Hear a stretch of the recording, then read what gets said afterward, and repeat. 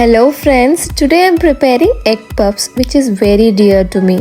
It creates nostalgia for most of us, reminding of our school or college days, passing through that bakery nearby and smelling those mouth-watering puffs. Let's bake at home this easy recipe. In a pan, take 3 spoons of oil. Once hot, add 1 spoon of fennel seeds and half spoon of cumin seeds. Now let's add 3 onions medium size chopped.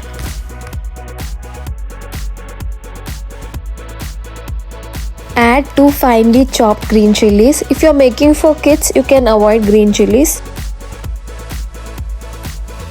Keep stirring the onion in medium flame till onions are cooked and have a golden brown color. We want perfectly cooked golden brown onions.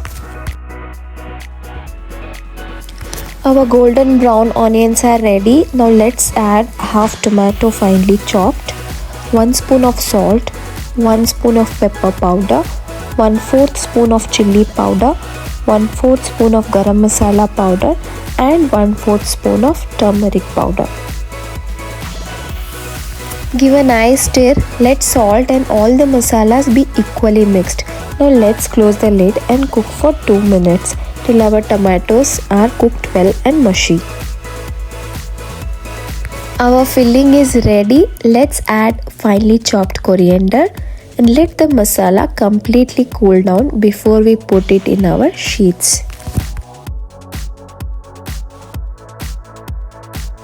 I have taken 4 eggs and boiled it for 9 to 10 minutes. Let's cut the egg into half.